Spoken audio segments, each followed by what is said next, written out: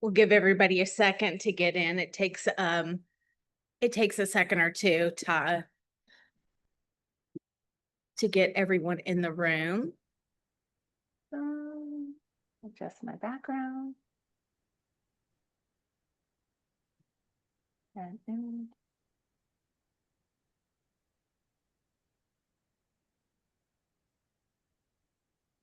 Okay, I think we have everybody. Good morning. My name is Jen Barnett. I'm the co-founder of Expatsy. I'm here with IKEA and Vanessa, and we're going to talk today about our Spain scouting trips. If you have questions along the way, if you'll look at the bottom of your screen, there's a little question mark box that says Q&A, and you can drop questions in there.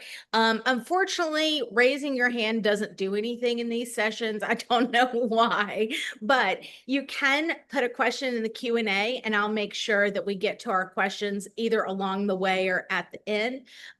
We are absolutely delighted to have you here. This is our first. We do a weekly Q&A on our scouting trips in general, but this is our first session just for our Spain scouting trips, and we are very happy that you're here.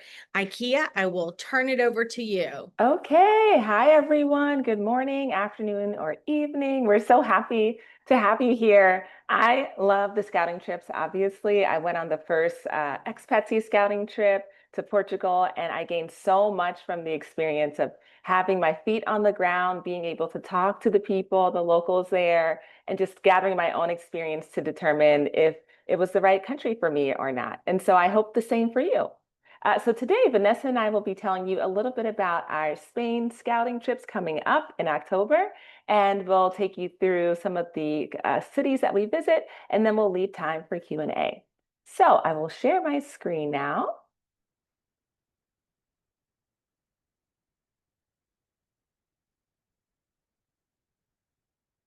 Okay. So I placed here the dates of our two scouting trips coming up in October. Keep that in the back of your mind while you are here listening to our presentation today. And first, I just want to tell you a little bit about how scouting trips are formed and what it looks like to be on a scouting trip. Well, number one, our goal here at Expatsy is to move 1 million Americans abroad. And so that could be you. Our goal is for you to get an idea of what it's like to actually live in a place versus just vacationing there, because they are two very different purposes, two very different trips. And so by the end of our scouting trip, we would like you to have concrete action steps. That might mean maybe Spain isn't the place for me, or yes, Spain is right for me, and I know exactly which community I want to live in. I know exactly who I need to speak to get this immigration process started. So a little bit about what is included in our scouting trips. First, on the first day, we have our seminar, and we create a seminar which is just packed with information because we want to be able to cut through the fluff. We know that there's a lot of information online, Google, Reddit, all of the Facebook groups, and they mean to be helpful, but sometimes it can just be too much. Sometimes it's out of date. Sometimes you don't know what is a sales pitch. And so we aim to cut through all that and just give you exactly what you need to know so that you can make your decision. We have presentations by a number of experts, including immigration, tax, healthcare, and real estate. And then after the presentation, you have mingling time with local cuisine and wine. And that's a time for you to have a small group setting time to talk to the experts. So that's where you can strategize with them and say, okay, should I sell my house or should I rent it out? How do I handle Social Security? All those little nuanced things that are probably particular to you, you can get those answered in that small group setting. The other things that are included in our trip include private group transportation, which is amazing because that means you don't have to navigate public transportation on your own. So we use a hub and spoke model. That means you'll be laying your head in certain cities, and then you'll take day trips to communities with Vanessa and the other experts who are on the ground, and they know the community, they know the culture, the inside jokes, they know the best restaurants, and they can help you get to know an area really well in a short amount of time. So the group transportation picks you up and drops you off at the same place every day. And that is where we suggest that you book your hotel and your Airbnb. And then lastly, I like to say that we provide the outline and the organization for your trip. By outline, I mean that we provide an itinerary that we fine tune after every trip based on the feedback from our guests. So this way we know which communities resonate best with our guests and which ones not so much. And from that itinerary, you're able to see the communities that we think fit best for expats. We also provide the organization, and that means that once you sign up for a trip, you'll receive a detailed welcome package. You'll also be added to our WhatsApp groups, and that's an opportunity for you to get to know the other people on your trip, to find possible roommates if you're interested in that, or just find a kindred soul. And then you'll also join 2 pre-trip calls, and that's where we will discuss things like travel insurance, cell phone coverage and data plans. How much cash should you bring? What's the weather going to be like? What are you guys planning on packing? All those little questions that we want to get ahead of so that you feel comfortable and confident on your scouting trip. The things that you're responsible for are buying your flight and accommodations, any food or incidentals that you take part in, any activities that you like to do in the afternoon or the evening. And this is because we want to provide an experience that works for all budget ranges. So let's just get an idea of what it's like to be on a scouting trip. On this particular day, let's say you're in Girona, your day will start at 9 a.m. And in the morning, you'll do a walking tour with Vanessa and your guide, which mirrors your everyday life. So that means you'll visit things like the post office and the pharmacy, maybe even the grocery store and the market. In the afternoon, you'll have your real estate tour. So it's kind of like House Hunters International for your group. It's an opportunity for you to see what the inventory is like in that particular community, not necessarily to find your future home, so keep that in mind, but a great way for you to compare how much you can get in this community versus that community with the same amount of money.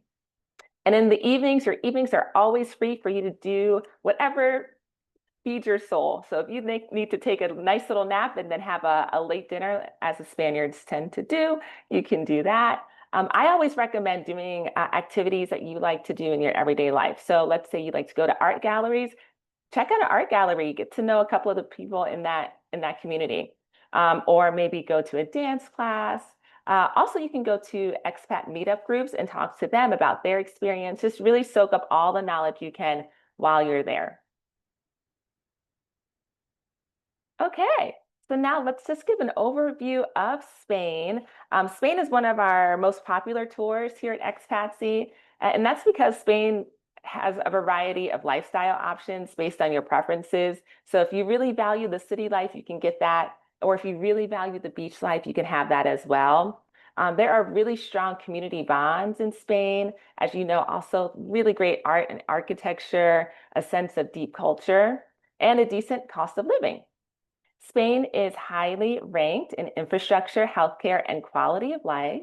In fact, it ranks number 36 in the world happiness rating. Spain is also a really easy launching pad for you to explore the rest of Europe, and each region has its own distinct personality. So today we're going to tell you a little bit about those different personalities within the communities that we visit. I will pass it over to Vanessa. All right. Thank you, IKEA. Hi, everyone. I'm Vanessa. Just as a way of a quick introduction, in my 30s, I moved 10 times in 10 years, including 4 international moves. I did it with a baby and a cat. And we did all these moves partly for my husband's work, but really because we were trying to find our place. And we finally found our place in Girona. And this is a picture of Girona. And we've been here for 7 years. So you know, I've sort of been through this multiple times trying to find my place, and it really is amazing when you find your place in the world. And I'm so honored to get to help all of you, hopefully, find your place as well. So what I wanted to do first before I talk about the different cities is just talk about some of the things that I learned and observed when I ran the tour in May. The first is there is going to be a lot of walking. So I need you to be really honest with yourself. Are you able to climb 3 flights of stairs? Can you walk at a brisk pace for 20 minutes? And do you think you can realistically handle between 10 and 15,000 steps a day over the course of the trip? There's a lot of walking. Now you can always tap out of a day, but if you don't feel like you can handle that pace of walking, then this might not be the best way for you to figure out where in Spain is right for you, because it's tiring. The other thing is, one of the pieces of feedback I got is some people wish that they had talked to the visa and tax consultants before the trip, so they had a better understanding of what their budget was going to be. And Jen can share that information with you. We work with some really top experts here in Spain to help you. It's not required, but you might, if you're serious about moving to Spain, really understanding how you're getting here under what visa, and your what your actual budget will be after taxes once you're here is really helpful. So once I have that information from you, then I'm able to curate this trip more specific to what you're looking for. And I would love to have the opportunity to chat with you before we actually get on the tour. So if I know you're interested in city life and apartment living in a vibrant area, then I can do my best to hopefully see some properties that will speak to you. You're not going to love everything we see. We're going to see a whole variety of properties, but I can do a better job of creating the best experience for you if I have more information. So with that, I'm going to share my slideshow, and we're going to go through the cities that we will visit. But actually first, before I do that, I just want to give you of the ground that we will cover. And I'm going to do this in two parts. So this is, oh, did I just do that? I just deleted it. Sorry, you guys. But basically, we're going to start, you're probably going to fly into Barcelona. It's about an hour train ride up to Girona. And this is where we're going to start the tour, in Girona. We'll spend 3 days here. We'll spend 1 day visiting this coastline. There are some really fantastic areas that are year round and are very international right here on the coast. Calonge, Palamos, Sant Feliu. We'll probably see some of that, and we'll spend a day in the city. And then we'll work our way down, all the way down to Valencia, and spend a few days there. Everybody loves visiting Valencia, and we'll spend a day in the city and then 1 day in the suburbs. And then we're going to explore the Costa Blanca, which is this area right here. We're going to see some of these little towns, and I'll talk about this more on this with the slideshow. And we will stay in Alicante for 3 days and finish our last tour in Murcia. So this is the first part of the tour. So you can kind of see how much ground we cover over the course of the trip. And what I love about this part of the tour is that each of these areas where we stay is very distinct. I mean, in terms of language, culture, food, you really get a good cross-section of different ways to live in Spain in this tour. So let me go over to my my presentation. Jen, can you confirm that you can see this page, or do I need to stop share? And I can see it. you can see it. Perfect. Okay, so let me go to presentation. So we are starting in my neck of the woods, which is super exciting for me. I can't wait to show you everything that Girona has to offer. Girona is a mid-sized city. It's about 100,000 people. It is deeply Catalan, which is different from Spanish. And that's one of the things that we'll talk about while we're here. And this, you might, if you watched Game of Thrones, this may be familiar to you. This cathedral was featured in the Game of Thrones. And this is a river that cuts between the town, between the old town, and then the new town isn't that new, but like the newer side of the river. And it's a very, very walkable place, very good restaurants, a buzzy old town. It's very clean, it's very pretty. It's kind of a great place to start to experience what Catalonia is all about. And then we move down into Spain.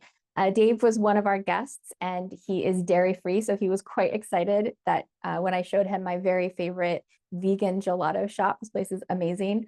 So anyways, I had to add that photo. And one of the side trips that we'll take while we're up in this area is a trip to my house. So this is my house. I live in a masía. Masía is a stone farmhouse. This house was built in 1639, so it's older than America. And the guests in on the last tour really enjoyed getting to see what a historic home looked like and to just kind of knock around in the country for a minute and get a sense of what country life in Catalonia is all about. So we will spend one day in the city and then one day on the Costa Brava. And as I showed you on the map, oops, I have some sounds that I didn't turn off there. But the Costa Brava is a stunning coastline. It's a pebbly beach, so the water is very crystal clear. It is cold. If you like warm water, we got to take you farther south. But this is a rugged, beautiful green coastline with stone villages and excellent restaurants, excellent little calas, little beaches, and some vibrant communities. And so we'll highlight that on one of the days. And then we are going to have a travel day. So this is an interesting option for you. This is where you get to a little bit pick your own adventure. So we will see Costa Brava on a Friday, Girona, the city, on a Saturday. Sunday, we travel by train together to Valencia. If you wanted to head to Valencia early, if you wanted to go to Barcelona Saturday night, you can do that. The point is we travel on Sunday to Valencia, and then we do the Valencia tour starting on Monday. Everybody loves Valencia. Valencia is such a, ooh, sorry, these are louder than I thought they were going to be. So Isabel is our realtor.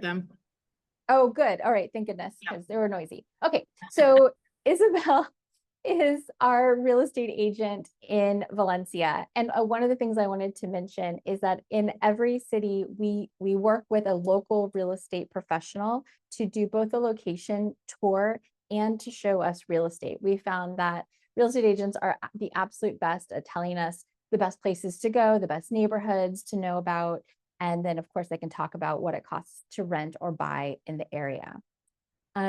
We spend, like I said, a day in the city, and then we'll spend a day in the suburbs. And we are going to use public transportation in Valencia, because if you choose to live in Valencia, you're not going to want to have a car. And we'll do it together. So you're not on your own on public transportation, but we want you to get the full experience of what it would be like to live in Valencia, including using the metro. Because there are some really lovely communities that are just off the train line, and you don't have to live in the center of the big city. You can live out just a little bit and be in the city in under 30 minutes. Valencia is right on the coast. It's obviously the home to paella. This was one of our guests from the last trip, enjoying a paella from this market. This is a famous market that is every day of the week. And we had a really fun time knocking around there one day. We also, and we will do this again, we did a meetup with some expats who had already settled in Valencia, and it was a really casual, optional event. Most people chose to join us, and it was just nice to have a beer and a tapa with some people who moved to Valencia to ask them what life was like for them. Why did they choose Valencia? What challenges did they have settling in? You know, what is life like? And we will try to organize those in a few different cities. Those are in the evening and they are optional. But I think a really valuable part of this tour is talking to people who have made the move already. And so we'll do our best to make that happen. And this is an example of one of the suburbs. This is a little village outside of the center of Valencia. Then we're going to work our way by private transportation to the Costa Blanca. Now, the Costa Blanca is quite large, and there are many little cities dotted down it. And, you know, you got to pick a few. And so these are the ones we're going with. And these are, I think, a really good balance of, they have tourist facilities, but they're not overrun. There are definitely places on the Costa Blanca, which the Brits will say are, oh, that's for the Brits on tour. And what that means is you will find Irish pubs, full English breakfasts, and Sunday roasts at almost every single restaurant. And there's the very little Spanish vibe left to be found. We are going to avoid those places. If that works for you, we can point those places out and you can go check them out. But we're going to go for the places that have a nice balance of tourist-friendly facilities. Some English will be spoken, you'll be able to navigate, but it's still, these towns still really retain their charm and what makes the Costa Blanca such a special place. So we will stay in Altea. And then we will drive out to Habia and Moraira. Now, one thing to note about Altea. Altea is a town with many, many stairs. So if you join the tour, we'll talk about this more when you're booking your accommodation, but you don't want to book your accommodation at the top of the hill. It's a long drag up with your suitcase, but we'll help you sort that out. There's also a beautiful coastline and lots of hotels and options down at the coastline as well. One of the nice things about this area is that it has some really upmarket, nice, posh areas, but it's pretty affordable. This is one of the more affordable areas that we'll see on the tour. And so it's a nice option if you're looking for you don't want to live in a tiny village, but you don't want big city life, and you want something that's a little more calm and more affordable. So this is a good option. Then we're going to go to Alicante. Now, Alicante was a really fun surprise. This was not on the itinerary in May. In fact, we just were driving past it to go stay in Murcia, and we decided to stop here for lunch. And everybody fell in love with it, and everybody wanted to know, why aren't we staying in Alicante? And funny enough, the tour before didn't really care about Alicante, and they wanted to know why they hadn't spent more time in Murcia. So we're going to see both, and spread our time out between both of them, and you can decide what works for you. But Alicante, the city, has a beautiful marina. It has this really buzzy, charming old town, and I don't know why. I should research this. It has a long boulevard filled with these Alice in Wonderland mushroom statues, which was just such a fun surprise to turn a corner and all of a sudden you feel like you've fallen down the rabbit hole. So this is a really fun place. We're going to be spending a Saturday and a Sunday here, and we can't see property on Sundays. Real estate agents in Spain don't work on Sunday. So we are going to have this free day, and when we get the group together, we can decide, do we want to take a half-day catamaran tour and see the coastline? Do we want to go to the farmer's market? I definitely think we should see the farmer's market. So we'll plan some activities to help you kind of get a better sense of what life is like and what the area really feels like in Alicante. And then from Alicante, we will be doing a side trip to Murcia. Murcia is what I would consider a more local town, meaning, yes, there are tourists, but it isn't as built for tourism. So it's less expensive, it's a little calmer, it retains a lot of its authenticity. One of the things that I really enjoyed about Murcia was some of the unique food culture items here. So this up here is a lemon leaf fried in churro batter, and you don't eat the lemon leaf, you pull it out, but it infuses the churro with lemon flavor. I'm vegetarian, so I didn't try this, but these are, this is fried bacon, like crispy bacon. I'm sure Jen knows what these are called. I can't remember, churron, something. Anyways, they were everywhere. Everybody loved them. They were amazing. And then this is a very typical Murcia salad with tomato, onion, and olives. We just happened to be there during this incredible concert series. This area really takes a lot of pride in the cooperation between the three major religions. So this was a whole festival and a concert series celebrating Judaism, Christianity, and Islam, and the fact that the city coexisted with the three religions for hundreds of years, thousands of years. So this will be the end of the first part of the tour. And you have the option of just staying in Murcia that night or coming back to Alicante. One of the things that we recognized in the last tour is it's kind of hard to get out of Murcia. It doesn't have a lot of transportation options. So it's easier to leave from Alicante. There's a large airport. You can get on the train if you want to go back to Barcelona. So we will be dropping you back off in Alicante at the end of, on the last day of the tour. One of the things that we will schedule both on both tours, this first one and the second, is a tapas tour. This is optional, but it was really, really popular. We worked with a lovely company. We did one in Valencia, and then we did one in Seville. And it's about 80 euros. and we go to 5 different restaurants and we try a whole variety of tapas and different drinks, and we learn about the food culture in that area. So that's something that you could take advantage of if you want to join us for that. So as you can see, we really try to do a mix of location tours, letting you see a city, letting you see real estate. So what is it going to cost me to live here? What do I get for the money? And what's available and how hard is it to purchase here? And how am I going to eat? How am I going to live here? What's the lifestyle like by eating in restaurants, and then also talking to people who've moved before you. So it's a mix of all these things. I would say this is not a vacation. It is definitely a working trip. We're really going, but you can take it at your own pace. There were days where people said, I'm not interested in XYZ city. I'm just going to go sit by the beach for the day. Fantastic. Do that. And some people took copious notes and took copious pictures and had their checklist for every city, and were very studious about the whole experience. So you can build your own adventure. Jen, should I pause for a second and see if there are any questions about the first part of the first tour before we go on to part 2? Sure. I have one question in particular. Someone wants to know about opportunities to meet or connect with expats living in the areas. Yeah, definitely. So I'm going to organize that in Girona and Valencia for this first tour.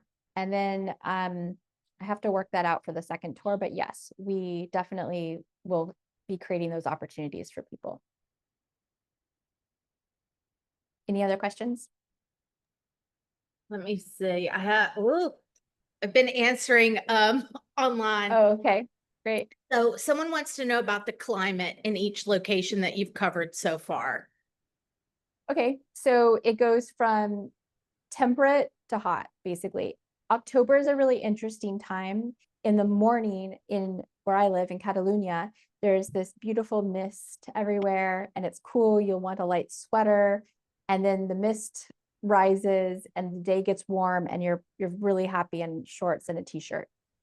And since we're starting, it's going to be getting slightly cooler as we move down, because we're moving into winter, right? But I would say it's very temperate this time of year. Not a lot of rainy days. For specific areas, I would say, Google the weather. Right now it is extremely hot. Even here in Girona, we're at about 35 degrees Celsius today. The winters here, it never snows. I have sat outside on my patio on New Year's Day for lunch in a light sweater. So it can get sunny during the day, cool at night. As you move farther south, it doesn't get as cool as that, but none of the places that we're visiting will ever snow. So if you're from the Midwest and you're tired of shoveling snow, I grew up in Iowa, I know how that goes. None of the places. If you don't like the heat, Seville is probably not your jam. You probably want to stay up here and maybe inland. So from where I live in Girona, if you moved up into the mountains just a little bit, 30 minutes from Girona up into the hills, it's a lot more temperate and cool than it is down here by the coast.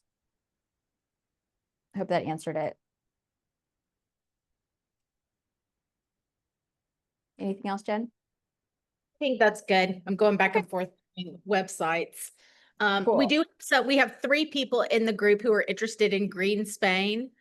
I do actually have a guide there I can connect you with, but I'd say we probably need about 50 people to even get started on that. We did go to Bilbao and San Sebastian on our very first trip to Spain. But unfortunately, it just was not a big hit. I loved it. Yeah, and more this coast is the draw. So we're really focusing on the part where most people would want to go. But yeah, I hear I haven't been actually, but it seemed really beautiful, and there's a really amazing food culture up there too.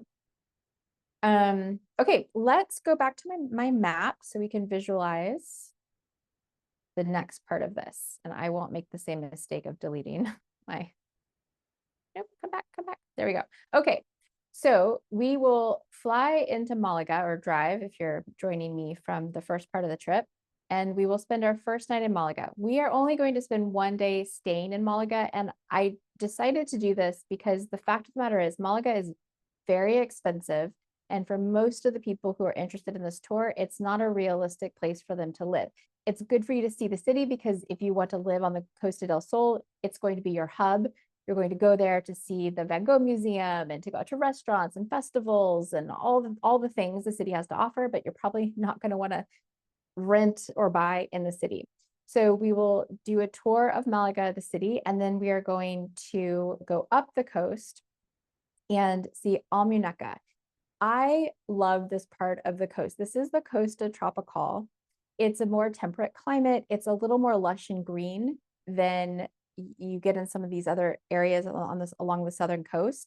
It's very affordable. I mean, very affordable. And it looks like Southern California, like Laguna Beach. So think beautiful homes on hillsides, surrounded by lush greenery, overlooking the Mediterranean. So ocean view, pool, big house for under 400,000, under 500,000 euros. And then you can go way down from there as well. So if you like mid-size towns, and this is a great location because you're about an hour from Granada and an hour from Malaga. So you're closer to bigger cities. But if you want something a little more of a community feel and something that is ocean view, ocean like fronting and affordable, this is a great option. And the agent that we work with there is just wonderful. Nerja, I'm going to show you the photos of this. So I'm not going to go into too much detail here, but we'll go to Nerja. We'll stay in Nerja. Actually, on this trip, it just so happens that we will be in Nerja on Halloween.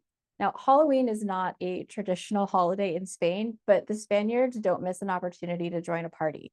And they really enjoy Halloween. And it's interesting to see it because I don't know how it is down here, but at least where I live, they don't quite get the whole concept. So for example, they will just hand out unwrapped candy on a plate, which as a mom coming from the United States, that's one of those things that would put you into a coma. But it'll be a good party. That should be a really good time and a great place to be on Halloween if you want to go out and see how people celebrate a holiday that they've adopted that is not traditionally theirs. The next day, the 1st of November, is a holiday. And so we will hopefully be able to see some real estate that day. We might just get to tour one of the towns instead. We'll see. Then we're going to do a nice long drive down to Estepona, where we'll stay for 3 nights. But on the way down, we're going to go up to Mijas Pueblo. Mijas is a charming village, and it has this upper village, the Pueblo, and then it has a beachfront area as well. They're famous for these donkeys that walk around the village. It has beautiful views. It'll be worth it to just go and kind of experience Mijas for a little bit on our way down to Estepona. We'll see Marbella, and then we'll be driving through Jerez de la Frontera to Sevilla, which is where we'll end. So this visually kind of lets you see the journey that we will take. So let's go back over to my little presentation and talk about each of these towns. Okay, so let's talk about Malaga. Now, Malaga is swanky, it's ritzy. It is not the place where you're going to find a bargain, but it's a really cool city. And this is one of the apartments that we viewed in Victoria de la Rincon. And when we view property here, we will likely be looking at the coast, the eastern side of Malaga, and not in the center, because it's not a really realistic place to live. It has a beautiful marina with really cool shops and restaurants. This is the rooftop pool at this location. And then this is just an example of some of the architecture in Malaga. People who live in Malaga love Malaga. They're really into it. It's a big city. It's really buzzy. It's a little bit flashy. It may be the right fit for you. The group that we had before probably wouldn't want to live in the city, but it's really great. It's a great place to be nearby too. All right, so then we're going to go up to Almuneca, and this is Jose and his wife Cindy. They're our real estate agents there, and they just pulled out all the stops. They were amazing. This house is one of the houses I was mentioning that was, it's overlooking the ocean. This place was on the market. It's probably been sold by now for about 500,000, and it has a second apartment underneath it, like a rental opportunity. So you can kind of get a sense of the coast, how green it is, And we had a really wonderful lunch together. Sometimes we would choose to all eat together, and sometimes everybody just goes off and does their own thing. Today we decided to eat at this very traditional restaurant in Amuneca with our agents who had lots of time to answer questions and talk about what life is like there. So if Almuneca feels a little more like local and relaxed, Nerja is its more ritzy, glitzy sister, I guess. This is more touristy, more facilities, a little bit more expensive, a little bit more developed, just a little more shiny. Really fun place, and a fun place to explore. And there are some really interesting communities just outside of the center. This is one of them. We went to visit a house that had these incredible views, this little, about 15 minutes outside of town, community of homes. And this is another view from one of a similar place. So it's a nice mix of, restaurants and things to do, lots of activities. And then if you kind of back out just a little bit, you can live in a really comfortable, lovely home with an ocean view at a pretty reasonable price. And then we get down to Marbella. So I used to live down here, so it was really fun to come back and kind of see my old stomping ground. Marbella has a very charming old town in the center, this is an entryway to it. It's lots of little windy streets and shops and restaurants, and it's a really fun place to go out at night. It has a big boardwalk, again, with restaurants and shops and all of that. My guess is for most of the people on this tour, again, this isn't a place where you would want to live in the thick of it. It is quite expensive. It's quite touristy. But if you get out just a little bit from it, there's the Golden Mile. If you go up into Ohan, there are some communities there, lots of beautiful new development opportunities, investment opportunities with new developments. So, and this is one that we saw, for example, it's about 10 minutes kind of up into the hills from Marbella. So we'll see Marbella, and the place that I think is a more livable option on this part of the Costa del Sol is Estepona. And this is where we'll base ourselves when we're on this part of the tour. So Estepona has this long boardwalk. Again, shops, restaurants. This is the view from a 5-star hotel. I went up for a sneaky glass of wine at the end of the day, watched the sunset over the town. This rock, if you can see right there, is the Rock of Gibraltar. And it's a really easy place to live. I think this is a great opportunity. This is a good soft landing place. You don't necessarily have to speak Spanish. You should learn it, but you can move here and navigate your life without having a full command of the language. It's not too crowded. It's not too hectic. It's very walkable, and it does still retain a lot of Spanish vibe, whereas Marbella feels a bit more taken over, if that makes sense. So we're going to spend a little time exploring this area before we head down to Jerez. Now, we got really lucky in the spring, and unfortunately, this won't be the case when we're here in the fall, but we were here during La Feria. La Feria is Jerez is annual week-long festival celebrating horses and sherry. And this is the festival where the women dress up in their beautiful flamenco gowns, and everybody eats and drinks and dances and parades their horses around. It's quite the production, and we were definitely not dressed appropriately for this, but nobody gave us a hard time, thankfully. This is a lovely town. We're only going to stop here during the day on our way to Sevilla, but I wanted to make sure that we stopped here just to kind of soak this up. If you follow me on Instagram, I did a post about this palace conversion apartment that we saw when we were here. This place is stunning, stunning, stunning. And I want to say the price was $320 for a 4-bed, 3-bath, completely redone, custom tile work, walking distance to the center of town, like amazing, amazing property. So this place offers a lot of value for the money, and it's deeply Andalusian. This is a place where you have to speak Spanish and integrate. This is a very rich cultural area.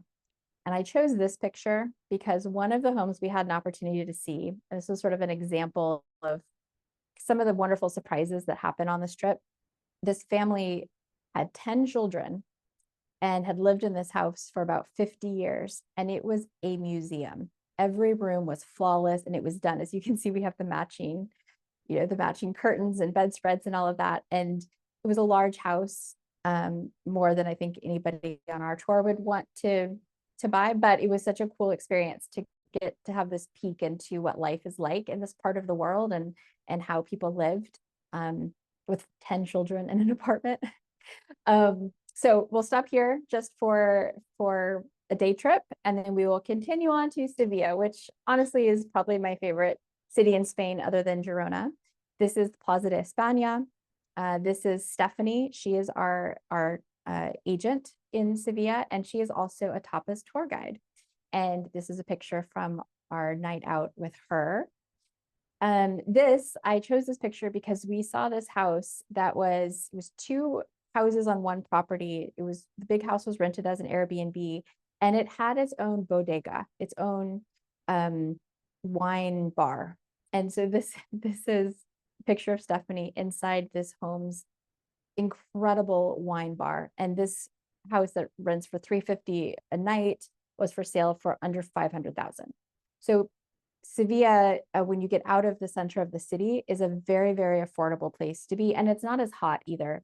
The city retains heat, right? So if you can get out of the city, it's actually quite green. And there are some really wonderful little pocket communities that are close to everything Sevilla has to offer that are very accessible and very affordable, if that's what you're looking for. So that, I think, wraps it up.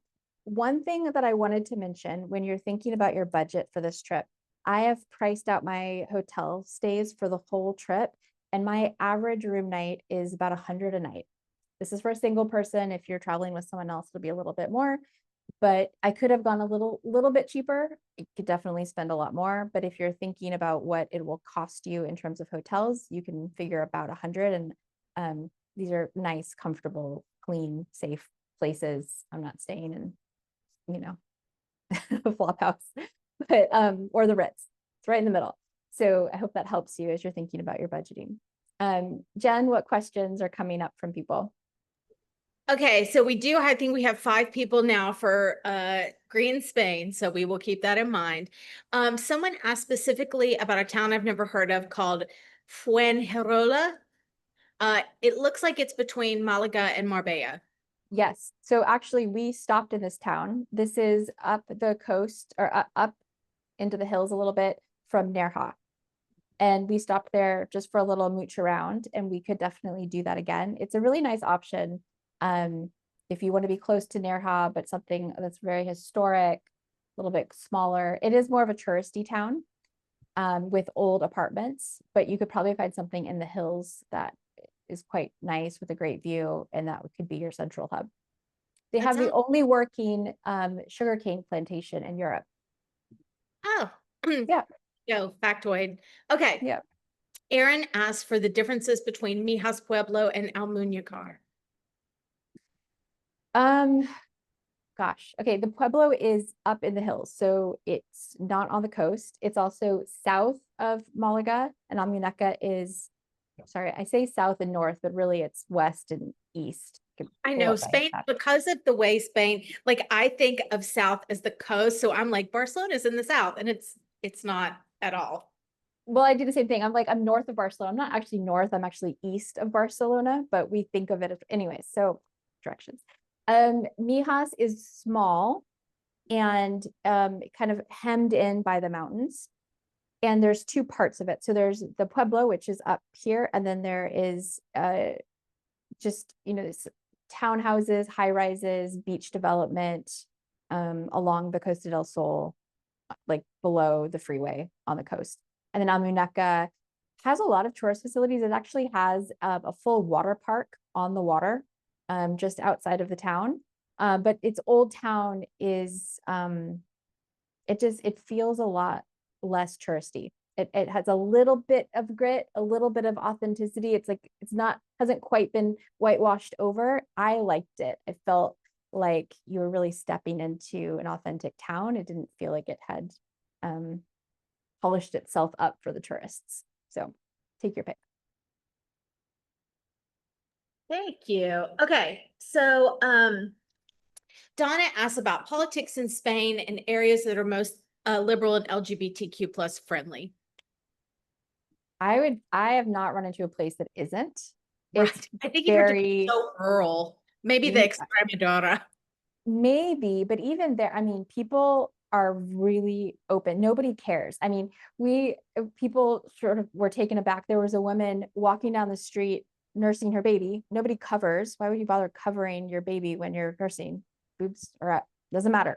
Yeah. It's just a very open, liberal place. You see trans people, you know, with their friends hanging out. I mean, it's a non-issue. Some of the things that have become issues, like manufactured issues in the States, just do not exist in Spain. Yeah. Agreed. It doesn't mean that someone can't politicize something. That is true everywhere. If somebody wants to divide people, they can find a wedge issue and start to step on it. But as it stands right now, it isn't. Kelly says, of the places that you visit on the tour, about what percentage of them could you live in without a car? That's a good question. I don't know about percentage basis. Valencia, absolutely. Malaga for sure. Estepona, maybe. Sevilla, absolutely you don't need a car. Any of these larger metro areas, and even in the suburbs right outside, you don't. The Costa Blanca, you would want a car. They're just not built for. I mean, I think even there, the only thing, and it depends on what your lifestyle is. You know what I mean? Like, but so if you wanted to go to a mall or if you wanted to go to a large regional healthcare facility, but if your days were walking down to the corner cafe and sitting on the beach and staying in your apartment and shopping, even Morea, which only has 8,000 people, you technically could, I yeah. guess. Yeah, you could. Yeah, it depends on what life you want.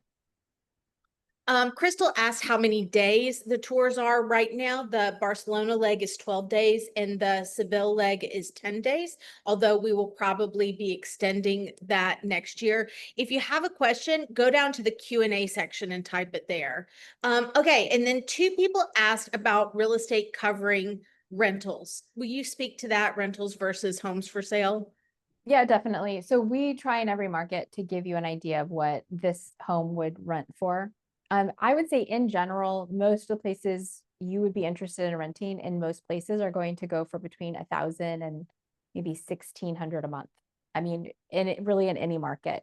There are some, if you want to be in Barcelona or in the middle of Malaga, sure, you can definitely pay more, but you can find a 2-bed, 2-bath, you know, a comfortable, acceptable apartment for that amount. You can find a house for that amount if you get out of the city a little bit.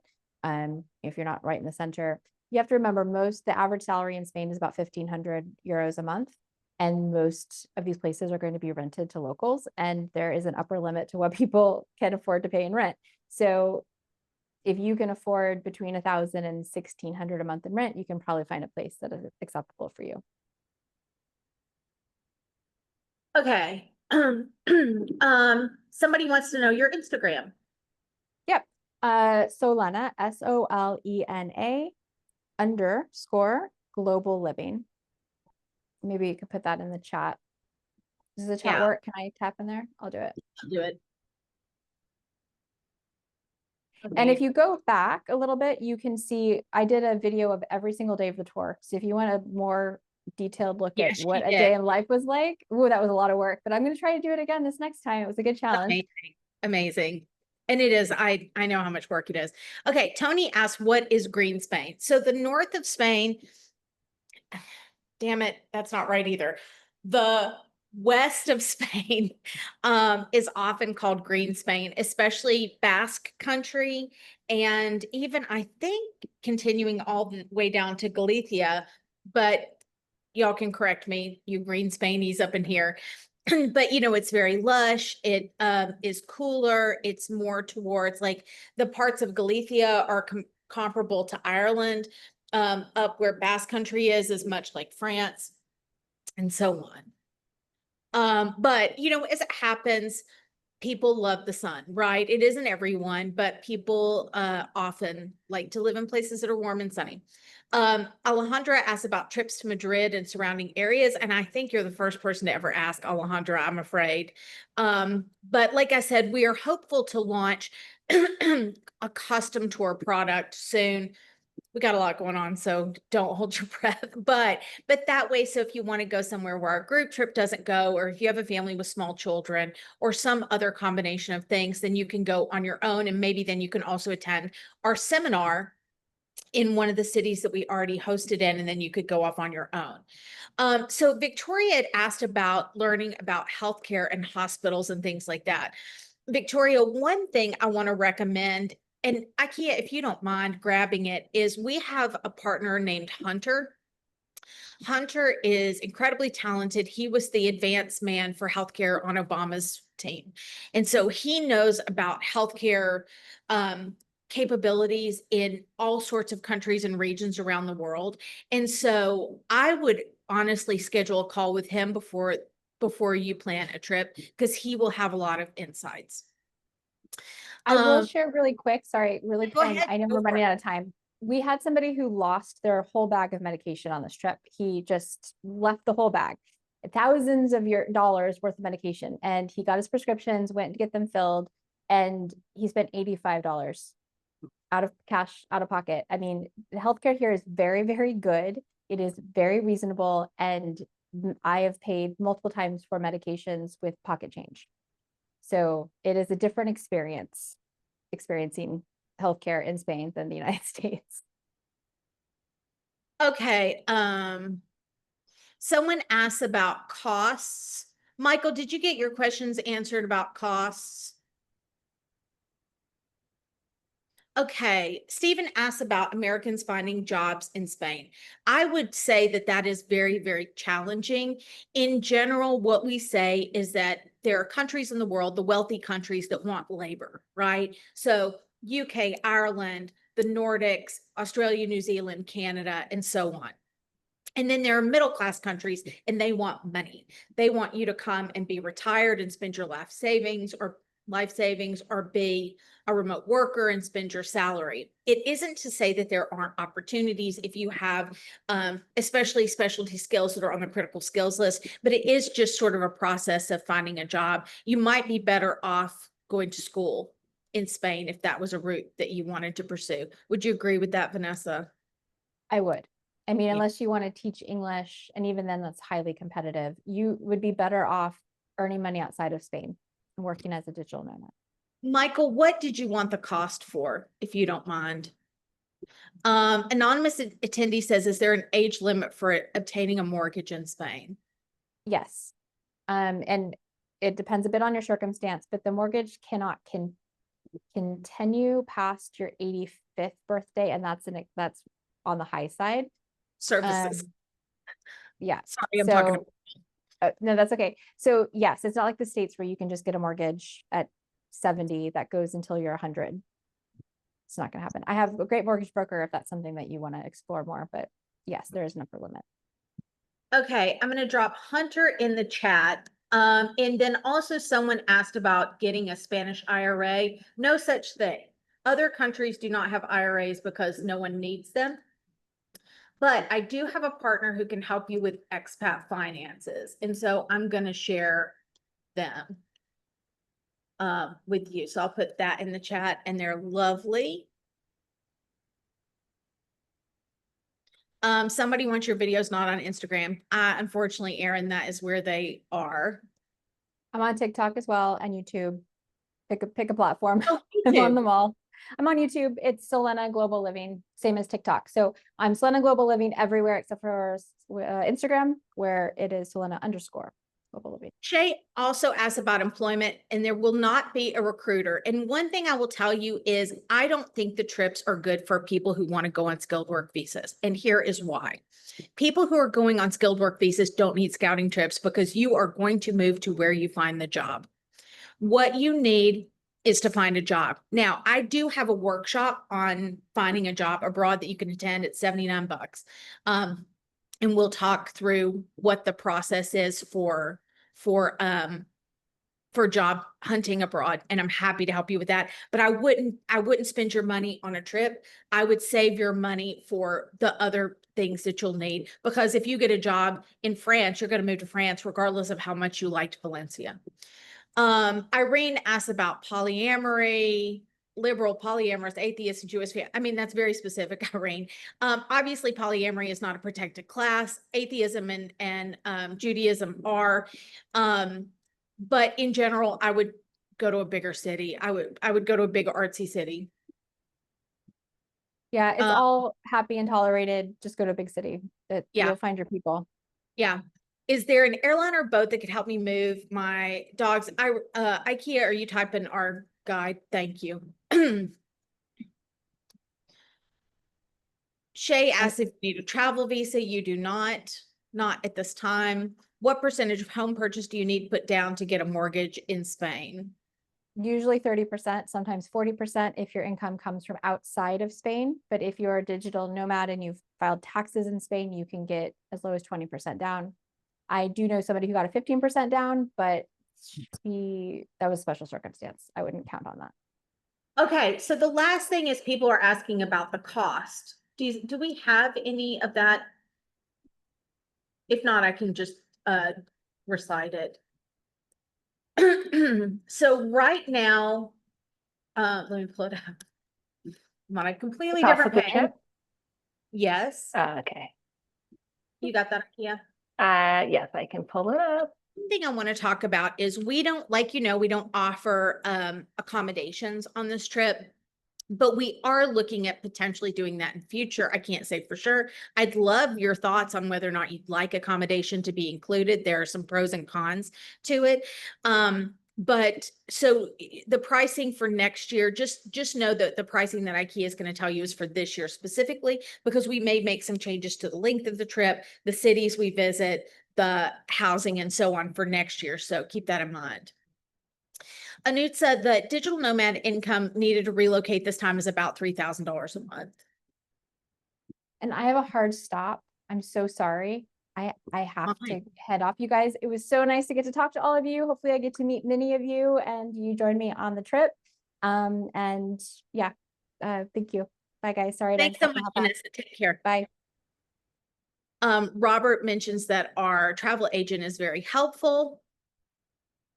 Okay. Well, thank you so much for being here. We have enjoyed it as always. We do have a Q&A session every Tuesday. IKEA, do you mind dropping that link? Sure. If you're looking for the, let me put it. Here are all my planning sessions. I'll put them in the chat. But if you're looking for something a little smaller and more intimate where we can see each other, then I invite you to come to one of our Q&A sessions. We do them not every Tuesday. We rotate between Tuesdays and Fridays because people have different schedules. And it's just a little bit, we cover all the countries in one place. So we aren't going to do deep dives into Spain specifically or any other country, but you can ask a few more questions and things like that. And I'll also put my email address in the chat in case anyone has questions. Thank you. And you will get a link to the recording at some point later. And of course, we're here if you need anything. One thing I want to mention that we didn't cover is we do have an accountability pledge that everyone on our tests, good grief, on our trips signs.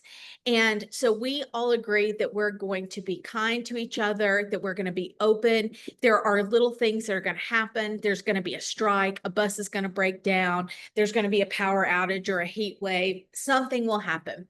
And I tell you that so that you know that the people who are on the trip with you are going to be like you, and you're all going to be pulling in the same direction.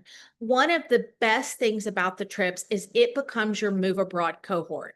We have a WhatsApp group for each trip, and I get every message still, and it's just so busy. But everybody follows along with where they are in their process. They cheer each other on. IKEA was on our very first trip, and she's still in her group, which was a year and 4 months ago.